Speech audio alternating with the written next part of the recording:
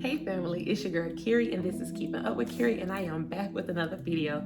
If you're new here, please be sure to like, comment, subscribe, and turn on those post notifications. Welcome to the family, and on today's video, I am going to be teaching you about questions that you should ask your hair vendor once you find a vendor. So if you are interested, please stay tuned. Alright, so of course I have my handy dandy notebook. So if you see me looking down, that's what I'll be looking at. So as I stated before, these are questions that you can ask your vendor once you have found one, just to make sure that you are getting all of the benefits from this one vendor, okay? So the first question is, what is your MOQ? If you don't know what an MOQ is, it is your minimum order quantity. You always want to make sure that you know what the MOQ is, because sometimes some vendors, if it's a hair vendor, for example, they'll require you to have 3 bundles in a closure, 3 bundles. Some of them, they let you do sample orders, such as an order that's smaller than 3 bundles in a closure. So just make sure you ask what's the MOQ. Next, a question I like to ask is, who is your shipping agent? So you can ask them, who is your shipping agent? That means a shipping agent is DHL, FedEx, USPS, UPS, etc. You want to ask that question just to make sure you know, like, the delivery time frame. That'll let you know how long it'll take to get to the States, obviously if the vendor is overseas.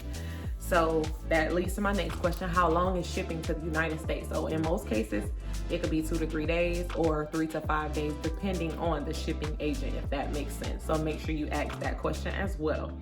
Next, I have a hair company, so these are questions that I ask hair vendors. So that's why some of the questions will sound funny to you if you don't have a hair vendor. So anyway, number 4 is, has your hair been chemically processed? So obviously virgin means it hasn't been touched at all, but sometimes they like to be a little slick and they like to chemically process or steam process any type of processing done to the hair. That doesn't make it virgin anymore. So I like to ask, has your hair been chemically processed? Next, is your hair cutically aligned? Like I said, this is for hair companies, but some of these questions can also apply to other businesses. So you can say, if it is a clothing business, you can say a clothing vendor, I'm sorry. You can ask them, how does your sizing run? Is it true to size? Is it, you should go one size up? Just ask those type of questions, but this is mainly for hair companies. So how long does your hair last? They'll let you know with proper maintenance, this hair can last up to 3 to 5 years. Ask that question for sure, because you want to make sure you're investing your coins in the right vendor. Next is, what is the shipping cost? Most of the time, the shipping cost can range from from my experience, $20 to $50. So you just want to make sure you're aware of what the shipping cost is, because then you would need to include that in your prices. So it all, is in correlation, but that's a whole nother topic for a whole nother day. Okay, so next is, can the hair be bleached and dyed? It should be able to be bleached and dyed, but obviously they'll tell you yes, and then when you get the hair, you notice that it's trash. So again, just make sure you're clear on what you want and what your expectations are, and when you're able to do a smaller order, do a small order so you can test it out for yourself, basically. So ask them, can the hair be bleached or dyed? Next is, what textures and inches do you offer? So certain companies, from my experience, they only go up to 30. Some go up to 40. But it's very rare about the 40 inches. 30 is usually the most that they go up to. But you just want to make sure you know the textures and the inches, because if this is the vendor you're going to go with, this is the one. If this is the vendor that you're going to go with, you want to make sure you know the textures that you want to sell based off of the textures that they have. So if they don't have all of the textures you want to sell, then maybe you could just get your bundles, the textures they have from them, and then find another vendor that has the other textures that they don't have, if that makes sense. So ask them about the textures and inches. Next, you want to ask them, what type of payment processors do you use? So some of them, majority of the Chinese companies, they use PayPal, but if it's going as far as like India or Cambodia, typically they use MoneyGram, Wise, I think it's called, those things like wire transfer processes, if that makes sense. A lot of them, recently I spoke with a vendor from India, and she told me that she's no longer accepting PayPal because she got scammed out of like $6,000 from someone in the States. So a lot of the times they don't use certain processors because they've had a bad experience with them. So MoneyGram and Wise, and it's a couple of others, but those are the main two that I know, or that my I'm sorry, I see something outside the window, but those are the two that I know that that particular vendor in India uses, and she told me that's more common there. So you just want to make sure that you're aware of what they do use, because then you have to come up with how you're going to utilize that in your business. Like, they only accept PayPal, so it won't affect your customers, but it'll affect you as you're the middleman basically. So just think about that.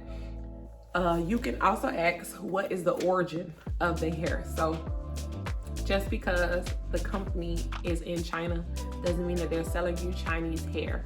So the vendor that I'm about to test out, I'm waiting for my wig right now, but they told me like their hair comes from Cambodia,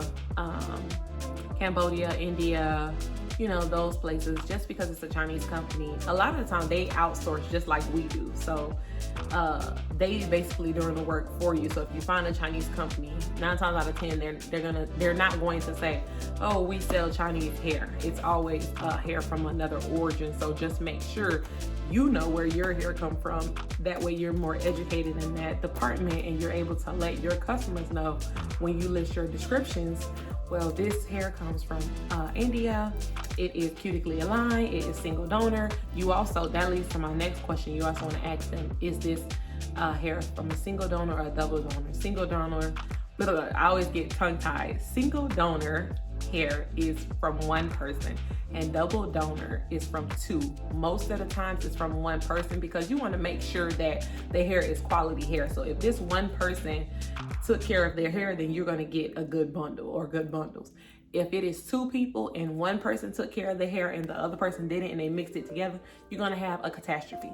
So you want to make sure you ask them, is this single donor hair, basically. So there are tons of questions that you can ask vendors. Like I said, this one was specifically for hair companies, because I am a hair business owner.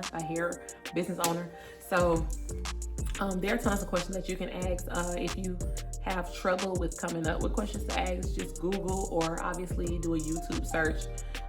And I'm sure there are videos in your industry pertaining to the question that you should ask. I just came up with these few. This is just a few of the questions that I ask.